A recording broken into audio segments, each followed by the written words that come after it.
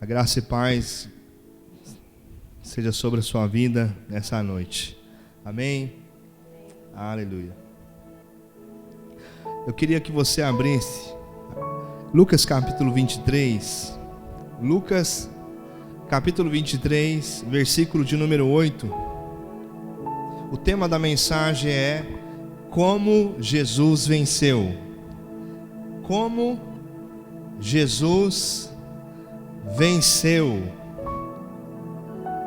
Lucas capítulo 23, versículo 8, diz assim: Herodes ficou alegre com a oportunidade de ver Jesus, porque tinha ouvido falar a seu respeito e esperava vê-lo realizar um milagre.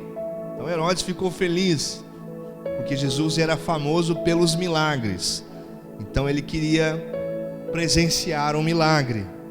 Esse era o coração de Herodes. Ele estava eufórico, porque vai ver Jesus e vamos ver qual o poder que ele tem, o milagre que ele pode fazer. Aí versículo 9 diz assim: ele fez a Jesus uma pergunta atrás da outra. É uma versão atual, amém? Linguagem de hoje. Ele fez a Jesus uma pergunta atrás da outra, mas não obteve nenhuma resposta. Jesus ficou em silêncio total, amém?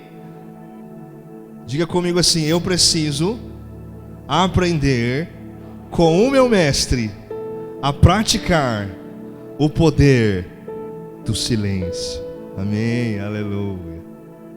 Quem já aprendeu aqui o poder do silêncio? Amém?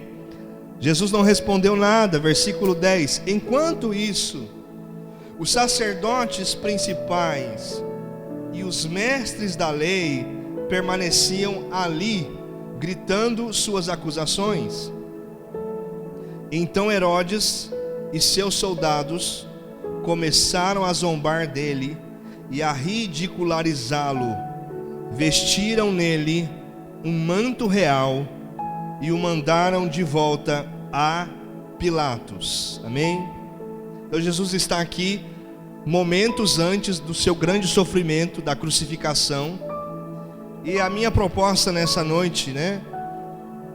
A minha não, né? Quem sou eu que tenho uma proposta? Mas a proposta do Espírito através de mim, né? Eu creio que essa é a direção de Deus para nós.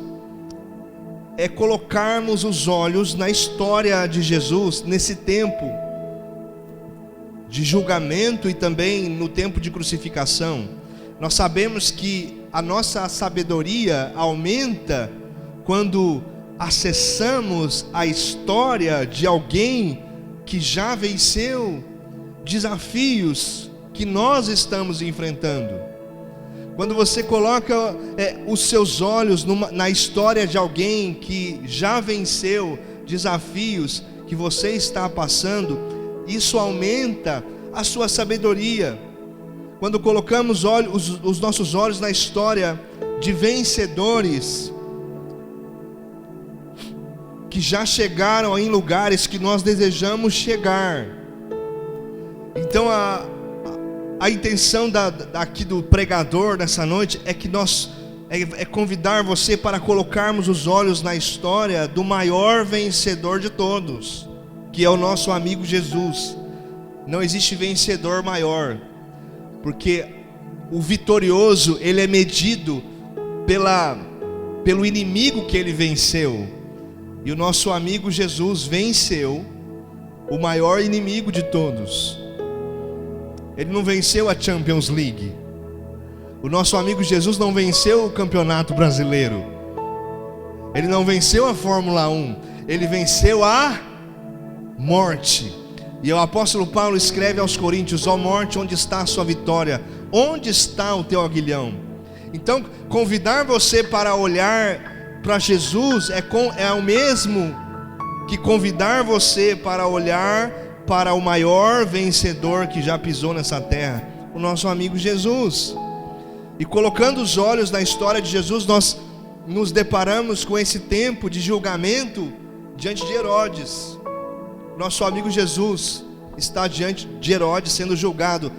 E como pode A pergunta que fica é: como pode um homem tão doce, tão bondoso, tão amável, que mais?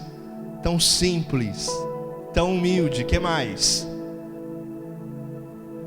Tão sábio, tão manso, como pode um homem tão, que mais? Tão perfeito, tão amoroso, tão gentil, que mais? Como pode um homem como Jesus, como pode ser alvo de um julgamento? Como pode ser julgado por Herodes? Como que pode isso, gente? E aqui nós aprendemos uma lição que fortalece o nosso chamado ministerial. A lição que nós aprendemos quando percebemos Jesus sendo alvo de julgamento, alvo de desprezo, a lição que fica para nós é que toda pessoa que abraça a sua missão intensamente será amada, mas será também odiada.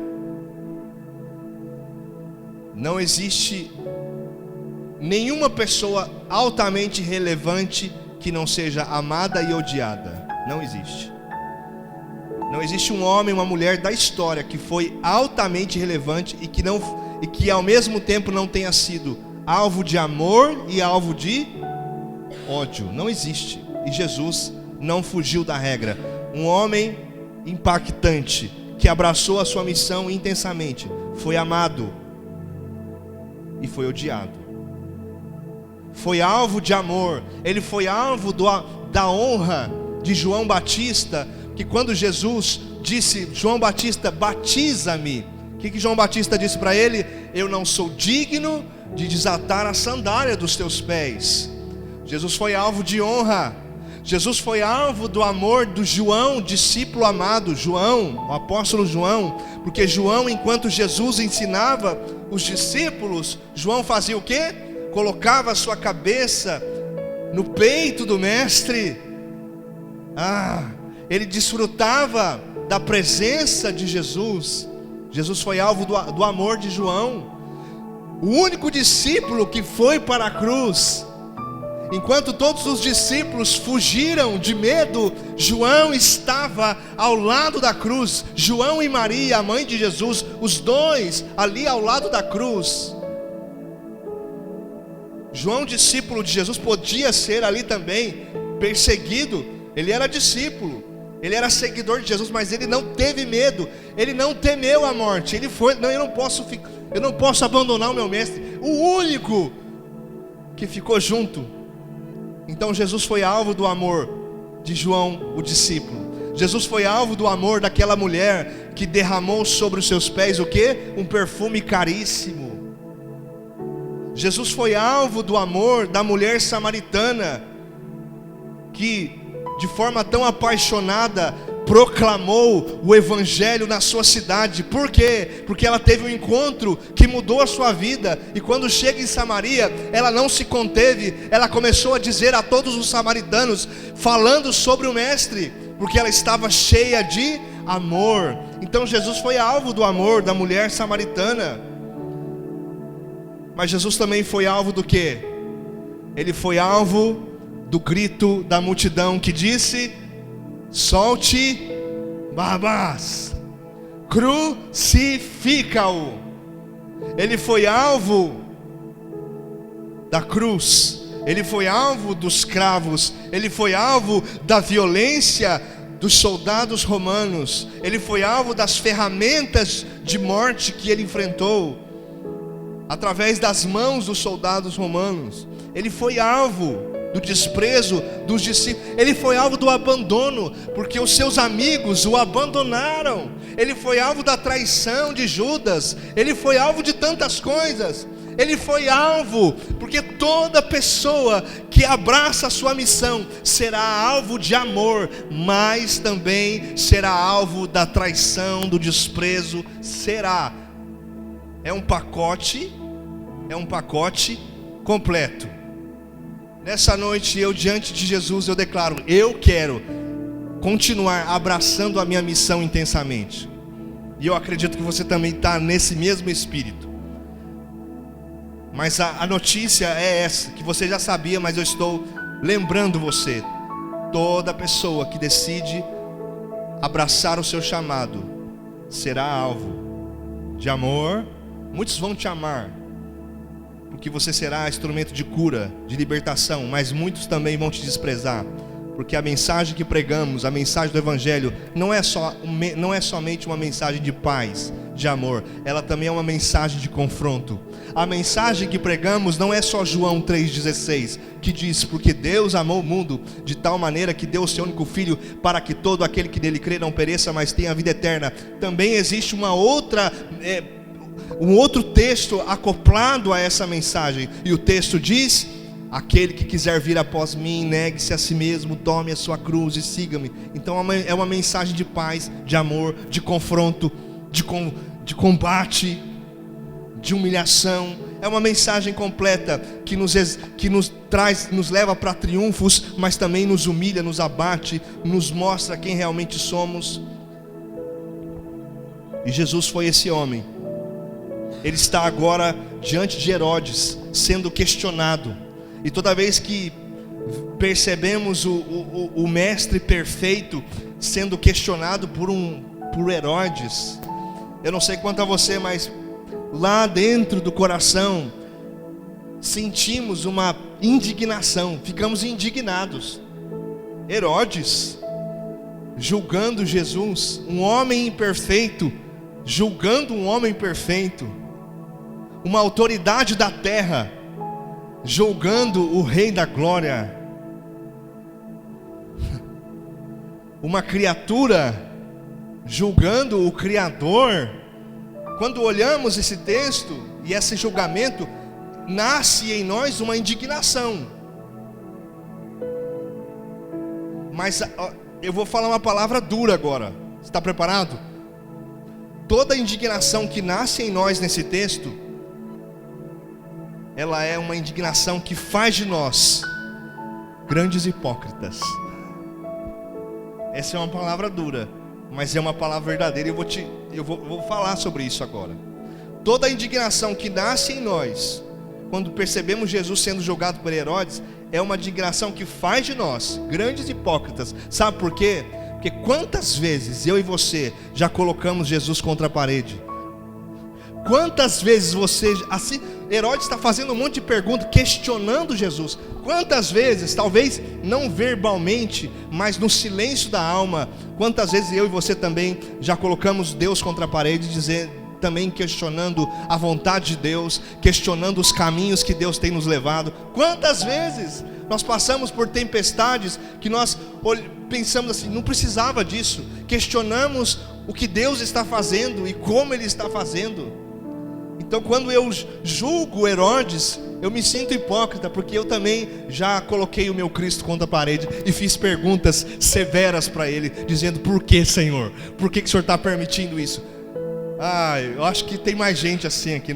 Será que só eu que fiz isso com Jesus? Será que só eu que coloquei Jesus assim sentado numa cadeira e falei assim: olha, eu tenho umas perguntas para te fazer. Por que o Senhor está permitindo isso na minha casa? Por que o Senhor permitiu isso na minha história? Será que só eu que fiz isso? Será que só eu no meu momento de oração me desabafei com o Mestre e questionei o Criador, o Rei da Glória? Por que o Senhor tem permitido que eu passe por caminhos assim? Mas aí nós nos lembramos de uma verdade espiritual que diz que assim como os céus são mais altos do que a terra, assim também os caminhos do Senhor, ainda que sejam incompreensíveis para nós, são mais altos do que os nossos caminhos. Mas Jesus venceu. Ele venceu. Aqui no caso ele venceu. Ele ficou em silêncio. Ele praticou o poder do silêncio. Ele venceu na cruz. Ele venceu o cravo. Ele venceu. E o tema da mensagem é como Jesus venceu. Como Jesus venceu, gente?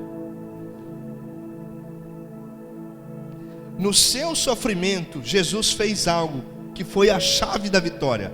O segredo da vitória de Jesus está no fato de que enquanto ele sofria, os seus olhos, os olhos de Jesus, não estavam naquilo que estava à sua volta.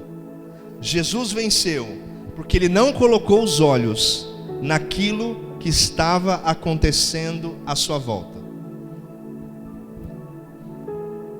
Os olhos de Jesus não estavam concentrados no desprezo dos discípulos. Os olhos de Jesus não estavam concentrados na violência dos soldados romanos. Os olhos de Jesus não estavam concentrados no grito da multidão que dizia o quê? Crucificam. Os olhos de Jesus não estavam concentrados no fato de que os discípulos sumiram. Todo mundo sumiu. E a gente costuma dizer que só Judas traiu, né? Não foi só Judas que traiu. Judas só a diferença da traição de Judas é que a traição dele foi remunerada. E os outros traíram de graça. O Judas traiu, ele recebeu para trair. Mas os outros discípulos traíram de graça, não receberam dinheiro. Mas os olhos de Jesus não estavam concentrados no fato de que os seus amigos o deixaram. Os olhos de Jesus não estavam concentrados no fato de que Pedro negou Jesus 3 vezes. Não. Os olhos de Jesus estavam no futuro. E o tema da mensagem, eu repito, como Jesus venceu. Os olhos de Jesus estavam no futuro. Enquanto Jesus está sofrendo, enquanto os cravos estão passando pelas mãos do Mestre, os olhos do Mestre estão no futuro. O que Jesus está olhando? Jesus está olhando para um véu que vai se rasgar daqui a pouco. Jesus não está olhando para... Não está concentrado no grito da multidão. Ele está concentrado no fato de que daqui a pouco o véu vai se rasgar de alto a baixo. Jesus está os olhos de Jesus estão no futuro, porque daqui a pouco, daqui a alguns dias, a pedra vai rolar. E ele vai sair glorificado daquela sepultura. Aleluia. Os olhos de Jesus estão no futuro, porque daqui a pouco, daqui a alguns dias, ele vai estar subindo aos céus diante dos varões galileus. E os anjos vão dizer: porque vocês estão olhando para cima? Porque o Mestre, Jesus, que está sendo recebido no céu, um dia ele virá do mesmo modo que vocês o viram subir. Jesus não está olhando para aquilo que está à sua volta, ele está olhando para o futuro. E quando ele olha para o futuro, sabe o que ele vê? Ele vê o Eduardo sentado numa cadeira, num dia de domingo, com seu caderninho anotando uma pregação, salvo, curado, restaurado. Sabe o que Jesus vê no futuro? Ele viu a Denise aqui com seu marido, com uma família transformada. Ele olhou isso, viu homens e mulheres que se renderiam ao poder da cruz, a mensagem da cruz, como nós cantamos. Sim, eu amo a mensagem da cruz. Aqui nessa igreja, nessa casa de oração, reúne um grupo que ama a mensagem da cruz. E Jesus, ele viu isso, porque os olhos de Jesus tudo vê. Todas as coisas estão nuas e patentes aos olhos dele. Então ele viu o futuro. E quando ele viu o futuro, ele pensou: eu não vou desistir, porque vai valer a pena. Vai valer a pena. Então eu vou continuar. Porque o desejo de Jesus, vou te falar, não era ir para a cruz. Quem sabia disso? Lá no Getsêmani, Jesus orou, quem lembra? E a oração dele foi muito nítida para nós. O coração de Jesus ficou exposto lá no Getsêmani. E o que ele disse? Pai, se possível for, passa de mim esse cálice. O que Jesus está dizendo? Eu não quero sofrer isso aí não. Eu não quero passar pela cruz. É uma dor, é um sofrimento muito grande. Eu não sei se eu vou aguentar. Mas Jesus sofreu, porque os olhos de Jesus, o segredo Como Jesus venceu? Porque ele olhou para o futuro. Pastor, mas de onde o senhor tirou isso? Da sua cabeça? Não. Hebreus capítulo 12, versículo 2, diz assim: olhando firmemente para o autor e consumador da vossa fé, Jesus, o qual em troca da alegria que lhe estava proposta, suportou a cruz, sem se importar com a vergonha, e agora está sentado à direita do trono de Deus. Você percebeu o que o texto está dizendo? Ele está dizendo assim, ó, olhe para o autor e consumador da nossa fé, olhe para Jesus. E o texto diz então, ele, por causa de uma alegria que estava proposta, ele suportou a cruz. Então Jesus não venceu pensando naquilo que estava acontecendo no momento do sofrimento. Não, Jesus ele sabia que tinha uma alegria proposta. Ele sabia que o seu sacrifício, a sua vitória, traria para nós, traria para ele uma alegria futura. É isso que o texto está dizendo. Ele não sofreu apenas assim, não, eu vou sofrer para que eles percebam que eu sou legal, que eu sou... Não, ele sofreu porque tinha uma recompensa. Ele olhou para o futuro. E se Jesus venceu assim, gente, é assim que nós vamos vencer. Você sabe como que nós vamos vencer? É se a gente colocar o olho no futuro. Tudo que nós estamos fazendo. Que o Senhor abra os nossos olhos nessa noite, para que possamos perceber a recompensa daquilo que estamos plantando. Que o Senhor abra os nossos olhos nessa noite, para que a gente consiga olhar aquilo que ainda não aconteceu, está lá no futuro. Que possamos perceber a recompensa daquilo que estamos plantando. Tudo que você está sofrendo hoje, todo o seu sofrimento, eu estou falando de um sofrimento santo, amém? Não estou falando de decisões erradas que você está sofrendo, isso aí não tem nada a ver, viu? Eu estou falando de um santo sofrimento. Existe um santo sofrimento, que é o preço que pagamos para se manter no chamado e no propósito, e existe o sofrimento de decisões erradas, amém? Não estou falando disso aí não. A pessoa vai lá, assaltou um banco, vai ser preso, vai sofrer. Esse não é um santo sofrimento. A pessoa só vive no pecado, só vive traindo Jesus, só vive uma vida doida, aí vai sofrer. Não estou falando desse sofrimento. Esse sofrimento aí não é disso que eu estou falando. Eu estou falando do nosso santo sofrimento. Nós podemos vencer. Que jeito? Olhando para o futuro. Então tire os olhos daquilo que está à sua volta agora. Tire os olhos.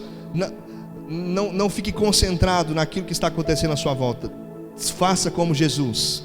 Há para nós também uma alegria proposta. É assim que vem. É assim que nós vencemos. Tinha uma canção que nós cantávamos que dizia isso. É assim que nós vencemos.